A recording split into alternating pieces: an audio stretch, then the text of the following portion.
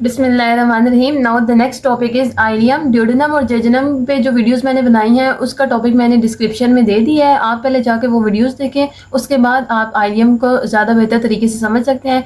इसका जो फंक्शन है बच्चों वो है एब्जॉर्प्शन ऑफ न्यूट्रिएंट्स। न्यूट्रिएंट की जो एब्जॉर्प्शन है बेसिकली वो कहाँ पे हो रही है, आइलियम में हो रही है। ठीक है, तो इसका मतलब है कि आपको आइलियम का इसका जो स्ट्रक्चर होगा वो डिफरेंट होगा as compared to duodenum and jejunum. और इसका क्यों डिफरेंट होगा, क्योंकि इसका फंक्शन भी आपने पूरी जो डाइजेस्टिव ट्रैक्ट थी उसमें देखा था कि जो स्ट्रक्चर थे they are according to their function. तो आप यहाँ पे जो आइलियम है इसका भी स्ट्रक्चर अब सबसे पहले हम देखें तो वो किस तरह का होगा कि हमने क्या करवाना है, यहाँ पे न्यूट्रिएंट्स की एब्जॉर्प्शन करवानी है। तो एब्जॉर्प्शन हमेशा किसी ऐसी चीज़ से होती है जो बहुत ज़्यादा स्पंजी हो, ठीक है, और जहाँ पे बहुत ज़्यादा ना प्रोसेसेस बने हों जो कि क्या करेंगे उस चीज़ को एब्जॉर्ब कर लेंगे। जैसे अगर आप घरों में एग्जाम्पल लें तो जो कारपेट होती है वहाँ पे पानी बहुत अच्छे तरीके से एब्जॉर्ब हो रहा होता है। तो वो क्यों हो रहा होता है, क्योंकि उसके ऊपर बहुत रफ सी सर्फेस होती है, वहाँ पे बहुत सी प्रोजेक्शंस होती हैं। तो इसी तरह आइलियम है, आइलियम में हम लोगों ने क्या कराना है, फूड की एब्जॉर्प्शन करवानी है। तो इसका मतलब ये है कि इधर जो इंटेस्टाइनल म्यूकोजा होगा वो बहुत मॉडिफाइड हुआ होगा, वो बहुत चेंज होगा as compared to the intestinal mucosa of duodenum and jejunum. So structure की बात करें तो यहाँ पे जो आइलियम की इंटरनल म्यूकोजा होगा बच्चों,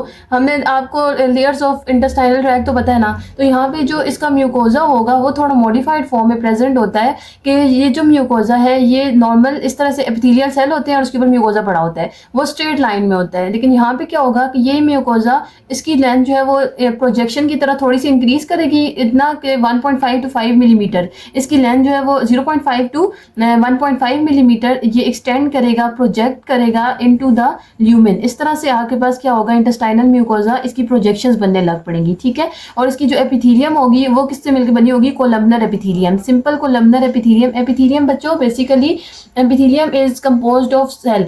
आपके पास जो है यहाँ पे डिफरेंट टाइप्स ऑफ सेल्स होते हैं, जो यहाँ पे जो सेल्स होंगे वो किस तरह के होंगे, कॉलम लाइक होंगे, ऐसे लंबे लंबे एक्सटेंडेड जो है वो सेल्स होंगे जिनको आप क्या नाम दे देंगे, सिंपल कोलमनर एपिथेलियम का नाम दे देंगे। और जो म्यूकोजा होगा वो टाइनी प्रोजेक्शंस की फॉर्म में एग्जिस्ट कर रहा होगा, जैसे मैंने आपको अभी कारपेट की एग्जांपल दी है। तो वो क्यों है यहाँ पे, क्योंकि यहाँ पे आपने क्या करवानी है, एब्जॉर्प्शन करवानी है। सो सिंपल कोलमनर एपिथेलियम है, म्यूकोजा जो है उसकी एक्सटेंशन हुई है, उसकी प्रोजेक्शन हुई है कितनी, 0.5 टू 1.5 मिलीमीटर। तो अब ये जो स्ट्रक्चर बना है इसको आपने क्या नाम दे दिया है, इसको आपने नाम दे दिया है विलाई का। ठीक है, तो आपके पास जो ये है intestinal mucosa in the ileum वो किस फॉर्म में चेंज हो जाती है, वो विलाई की फॉर्म में चेंज हो जाती है। तो इसका मतलब ये है कि आपको विलाई का स्ट्रक्चर लाजमी आना चाहिए।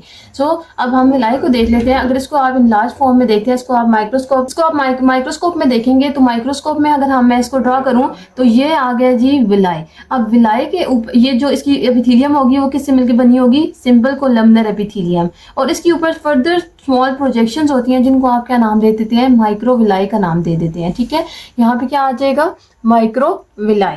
तो ये आपके पास जो है वो एक माइक्रोविलाई हो गया, सिंपल कोलमनर एपिथेलियम होगी, और आपके पास ये इंटेस्टाइनल म्यूकोजा प्रोजेक्ट इनटू किया हुआ है इनटू द ल्यूमेन, जिसको आपने विलाई का नाम दे दिया है। अब इसके अंदर हम देख लें तो इसके अंदर बच्चों होती है लिम्फेटिक वेसल। हमारी बॉडी के अंदर जो फ्लूइड्स होते हैं वो दो तरह के होते हैं, एक तो ब्लड होता है, ठीक है, और दूसरा होता है लिम्फेटिक फ्लूइड्स। ठीक है ना, लिम्फ होता है जो कि जिसमें इसमें तो ब्लड सेल्स होते हैं, आरबीसीज, डब्ल्यूबीसीज, और लिम्फेटिक वेसल्स में लिम्फ फ्लूइड होता है। तो जो ब्लड होता है वो ब्लड वेसल्स में रन कर रहा होता है। ठीक है, और ब्लड वेसल्स आपके पास क्या क्या है, आर्टरी, वेन्स एंड कैपिलरीज। और जो लिम्फ फ्लूइड होता है वो किस में रन कर रहा होता है, वो लिम्फेटिक वेसल्स में रन कर रहा होता है। तो ये जो लैक्टियल है बच्चों, ये जो म्यूकोजल प्रोजेक्शन है इसके अंदर भी लिम्फ फ्लूइड भी रन कर रहा होगा और ब्लड भी रन कर रहा होगा। अगर लिम्फ ने रन करना है तो उसके लिए जो आपके पास स्ट्रक्चर प्रेजेंट होगा उसको क्या नाम दिया हुआ है, इन्होंने लैक्टियल का नाम दिया हुआ है। तो ये आपके पास क्या हो जाएगी, लैक्टियल हो जाएगी। और आपके पास इसके इर्द गिर्द क्या पड़ी होंगी, सारी की सारी कैपिलरीज पड़ी होंगी, ब्लड वेसल्स पड़ी होंगी, जिनका क्या काम होगा कि वो जो है उनका कैरी करी होंगी, ब्लड कैरी करी होंगी। अब इसका फंक्शन क्या है, या हम लोगों ने पीछे स्टमक में या फिर स्मॉल इंटेस्टाइन के ड्यूडेनम या जेजुनम में हमने ना लिम्फेटिक वेसल्स या लिम्फ वेसल्स का जिक्र किया था, ना ही ब्लड वेसल्स का जिक्र किया था। क्यों, क्योंकि उस टाइम तक जो खाना था वो किधर था, इनसाइड द ट्यूब था। लेट्स सपोज अगर मैं यहाँ पे ये विलाई वगैरह ड्रा कर दूँ, ठीक है, ये ल्यूमेन है इंटेस्टाइन का, ये विलाई है, सारे म्यूकोजल प्रोजेक्शंस आई हुई हैं। और ये क्या पड़ा हुआ है, ये ल्यूमेन पड़ा हुआ है जिसके अंदर आपके पास फूड पड़ा हुआ है, ठीक है। तो अब यहाँ पे ये जो फूड है इसने पहले जितना भी इंटेस्टाइनल ट्रैक था या डाइजेस्टिव ट्रैक था उसमें उस फूड ने एब्जॉर्ब नहीं होना था, उसने उसमें ल्यूमेन में ही रहना था।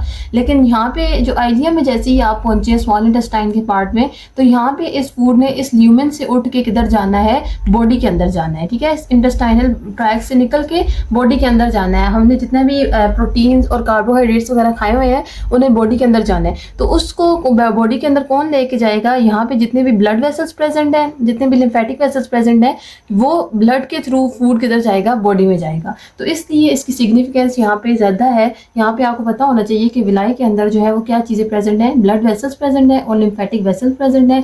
इसके अलावा उन्होंने बताया हुआ है कि ये जो विलाई होते हैं या जो ये माइक्रो विलाई होते हैं, इनकी क्या होती है, ये फोल्ड हुए होते हैं। और ये फोल्ड क्यों होते हैं, ताकि सरफेस एरिया इंक्रीज करे। जितना ज़्यादा सरफेस एरिया इंक्रीज होगा उतनी ज़्यादा आपके पास एब्जॉर्प्शन हो रही होगी। तो आइलियम में हमने करवानी ही क्या है, एब्जॉर्प्शन करवानी है। तो इसका मतलब, तो इसके मेन पर्पज़ ये है कि जो फूड है उसको ल्यूमेन से उठ के किधर जाना है, बॉडी में जाना है।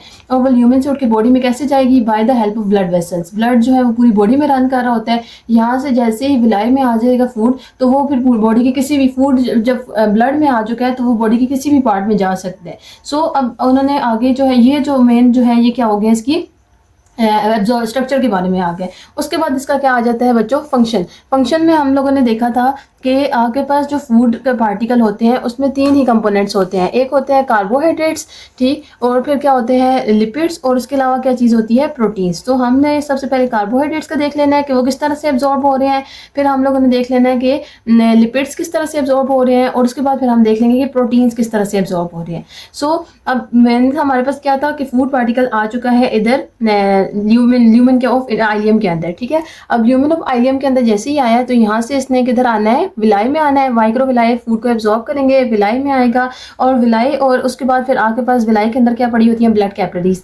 तो वो फूड जो है वो किधर आ जाएगा, ब्लड कैपिलरीज में आ जाएगा। तो यहाँ पे कैसे होगा कि जो ल्यूमेन के अंदर फूड पार्टिकल प्रेजेंट थे वो क्या होंगे, सिंपल डिफ्यूजन के थ्रू, ठीक है। क्योंकि सिंपल डिफ्यूजन कैसे कहते हैं कि एक जगह पे मॉलिक्यूल्स ज़्यादा है और एक जगह पे मॉलिक्यूल्स कम है, तो हायर कंसंट्रेशन से लोअर कंसंट्रेशन की तरफ जो फूड पार्टिकल्स होते हैं वो ऑटोमेटिकली मूव कर जाते हैं। इसको आप क्या कह देते हैं, सिंपल डिफ्यूजन या फिर फैसिलिटेटेड डिफ्यूजन होती है। फैसिलिटेटेड डिफ्यूजन का मतलब यह है कि कोई ना कोई पार्टिकल जो है वो उसको हेल्प आउट कर रहा होगा प्रोटीन के थ्रू, जो है ये या हायर कंसंट्रेशन से लोअर कंसंट्रेशन की तरफ मूव कर रहे हैं। तो अब यहाँ पे ल्यूमेन में क्या था, फूड पार्टिकल, फूड की कंसंट्रेशन ज़्यादा थी और विलाई में फूड पार्टिकल्स थे ही नहीं या कार्बोहाइड्रेट्स थे ही नहीं, तो ऑटोमेटिकली सिंपल डिफ्यूजन से या फैसिलिटेटेड डिफ्यूजन से या एक्टिव ट्रांसपोर्ट से, these are the methods of transportation. तो उनमें से किसी भी मेथड के थ्रू जो फूड होगा वो किधर आएगा, जो मोनोसेक्राइड्स होंगे वो किधर आ जाएंगे, इंटेस्टाइनल वॉल की कैपिलरीज में, ठीक है।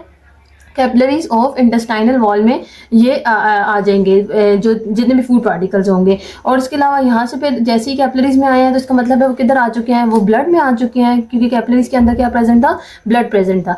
अब ब्लड के अंदर जैसे ही आया है तो अब ये ब्लड से, ये कैपिलरीज से किधर पूरी बॉडी में नहीं जाएंगे, बल्कि सबसे पहले किधर जाएगा, फूड मोनोसेक्राइड्स या कार्बोहाइड्रेट्स लिवर में जाएंगे। लिवर में क्यों जा रहे हैं बच्चों, क्योंकि लिवर के अपने फंक्शंस हैं, वो हम लोग आगे देखेंगे कि लिवर में जाके फूड पार्टिकल्स के साथ क्या होना है, ये जो कार्बोहाइड्रेट्स हैं इनके साथ क्या होना है।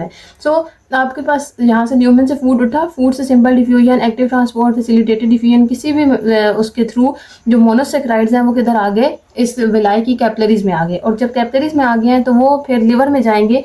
लिवर से कैसे जाएंगे कि वहाँ पे वो ब्लड वेसल्स जो कि इंटेस्टाइन को कनेक्ट कर रही होती हैं विद द लिवर, उनको आप क्या नाम दे देते हैं, हेपेटिक पोर्टल वेन, ठीक है। हेपेटिक पोर्टल वेन होती है वो, या हेपेटिक पोर्टल सिस्टम होता है जिसके थ्रू जो फूड है वो इधर इंटेस्टाइनल वॉल से उठ के किधर चला जाता है, इंटेस्टाइन से उठ के किधर चला जाता है, लिवर में चला जाता है। फिर लिवर में जाके जितना भी, यहाँ पे मोनोसेक्राइड कार्बोहाइड्रेट्स की बात हो रही है ना, तो जितने भी नॉन ग्लूकोज शुगर होते हैं उसको वो ग्लूकोज में, या ग्लूकोज को ग्लाइकोजन या ग्लाइकोजन को ग्लूकोज, वो जितना भी फंक्शन है वो जाके लिवर में हो रहा है। अभी सिर्फ आपको ये पता होना चाहिए कि इसकी एब्जॉर्प्शन कैसे हो रही है। उसके बाद जो नेक्स्ट टॉपिक है वो है आपके पास एब्जॉर्प्शन ऑफ लिपिड्स। अब लिपिड्स कैसे डाइजेस्ट हो रहे होते हैं, एब्जॉर्ब हो रहे होते हैं, सॉरी। तो लिपिड को भी आपने किस में ब्रेक डाउन कर दिया था, कार्बोहाइड्रेट्स थे वो मोनोसेक्राइड में ब्रेक डाउन हो चुके थे। लिपिड्स है तो वो किस में ब्रेक डाउन हो चुके थे, वो हो चुके थे फैटी एसिड्स में और ग्लिसरॉल में, ठीक है। तो अब ये जो है ये फैटी एसिड और ग्लिसरॉल सबसे पहले उन्होंने क्या कहा है कि ये जो सिंपल कोलमनर एपिथेलियम थी उधर एब्जॉर्ब हो जाएंगे, ठीक है, यानी कि जो आपके पास विलाई की एपिथेलियल सेल्स हैं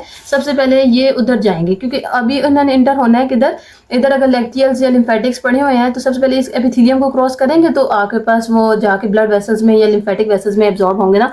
तो ये सबसे पहले एब्जॉर्ब होते हैं किधर, एपिथेलियल सेल्स ऑफ माइक्रोविलाई में, जो कि कौन से थे, सिंबल कोलमनर। आपको साथ साथ चीज़ें रिकॉल करेंगे तो आपको ज़्यादा अच्छे तरीके से समझ आ रही होगी।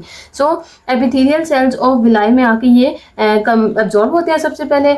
वहाँ पे जैसे ही एब्जॉर्ब होते हैं तो ये किसके साथ कंबाइन होते हैं, ये फैटी एसिड और ग्लिसरॉल होते हैं, ये रिकम्बाइन हो जाते हैं, ठीक है ना। और ये रिकम्बाइन होके फैट बन जाते हैं। फैट फिर मिक्स होता है किसके साथ, कोलेस्ट्रॉल और प्रोटीन के साथ, यानी इसके साथ एक चीज़ और ऐड हो रही होती है, या तो कोलेस्ट्रॉल ऐड हो रहा होता है या फिर प्रोटीन ऐड हो रहे होते हैं। जब कोलेस्ट्रॉल या प्रोटीन में से कोई भी चीज़ इन फैट्स के साथ ये दोबारा ये ब्रेक डाउन इसलिए हुई थी ताकि यहाँ पे एब्जॉर्प्शन आसानी से हो सके।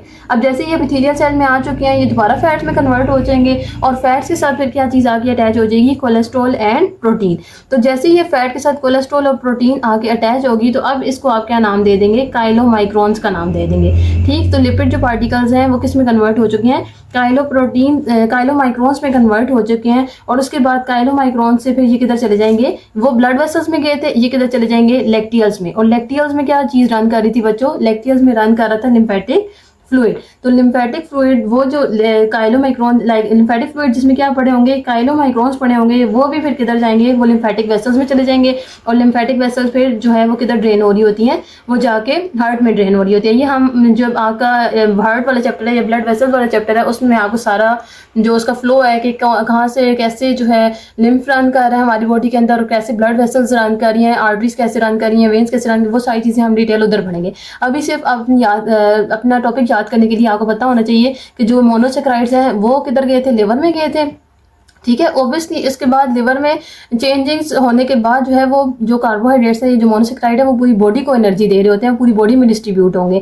अभी उन्होंने पूरा आपको पैटर्न नहीं बताया हुआ, सिर्फ जहाँ पे इनिशियल उनका जो पाथवे है वो उन्होंने बताया हुआ है। उसके बाद लिपिड्स का पता होना चाहिए कि लिपिड्स सबसे पहले फैटी एसिड और ग्लिसरॉल में ब्रेक डाउन हुए थे, फिर वो जो है वो एपिथेलियल सेल ऑफ विलाई में जाते हैं, वहाँ पे वो कंबाइन होते हैं फैट सेल्स में, और उसके बाद फिर उनके साथ कोलेस्ट्रॉल और प्रोटीन कंबाइन होकर उनको क्या किस में कन्वर्ट कर देते हैं, काइलोमाइक्रोन में। और काइलोमाइक्रोन से फिर एपिथेलियल सेल से एक्सोसाइटोसिस, एक्सोसाइटोसिस का मतलब होता है कि एग्जिट आउट हो जाते हैं फ्रॉम द सेल, और किधर आ जाते हैं, लैक्टियल्स में आ जाते हैं। लैक्टियल्स से फिर वो किधर चले जाते हैं, लिम्फेटिक वेन्स में चले जाते हैं, और लिम्फेटिक वेसल्स फिर जहाँ जहाँ पे रन कर रहा होता है वहाँ पे लिपिड्स को ले जाते हैं।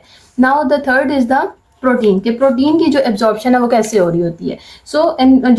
ये भी एपिथेलियल जो भी प्रोटीन्स हैं ये किस में ब्रेक डाउन हुए थे, ये अमाइनो एसिड्स में ब्रेक डाउन हुए। सारी की सारी जो डाइजेशन है बच्चों वो ऊपर कंप्लीट हो चुकी थी, ठीक है। ड्यूडेनम जेजुनम में मैंने आपको सारे एंजाइम्स के साथ डिस्क्रिप्शन में लिंक मैंने दिया हुआ है, अगर आपने वो नहीं देखा तो आप पहले जाके वो वीडियो देख लें कि किस तरह से कौन से एंजाइम किन किन चीज़ों को ब्रेक डाउन कर रहे हैं। सो प्रोटीन्स किस में ब्रेक डाउन हुए थे, अमाइनो एसिड में। अमाइनो एसिड पे दोबारा से एपिथेलियल सेल ऑफ विलाई में एब्जॉर्ब होंगे, ठीक है। और एब्जॉर्ब होकर ये भी किधर चले जाएंगे, हेपेटिक पोर्टल सिस्टम में। और हेपेटिक पोर्टल सिस्टम फिर किधर जा रहा है, हेपेटिक का वर्ड किसके लिए यूज हो रहा होता है, लिवर के लिए। तो हेपेटिक पोर्टल सिस्टम से ये किधर चले जाएंगे, लिवर में चले जाएंगे, और लिवर से फिर मॉडिफिकेशन होकर ये किधर चले जाएंगे, पूरी बॉडी में चले जाएंगे, ठीक है। सो आपको पूरी बॉडी में यहाँ से फिर ब्लड के थ्रू ये चले जाएंगे। तो कार्बोहाइड्रेट्स और प्रोटीन्स का तकरीबन सेम ही मैकेनिज्म है जिसके थ्रू ये क्या हो रहे होते हैं, एब्जॉर्ब हो रहे होते हैं। लिपिड्स का थोड़ा डिफरेंट मेथड है। आपको इन तीनों के मेथड जो है वो आने चाहिए, और किस तरह से कौन सी चीज़ किस में कन्वर्ट हो रही है, ये सारी चीज़ें आपको पता होनी चाहिए। उसके बाद हमारे पास नेक्स्ट टॉपिक है लार्ज इंटेस्टाइन, जो कि हम अगली वीडियो में देखते हैं।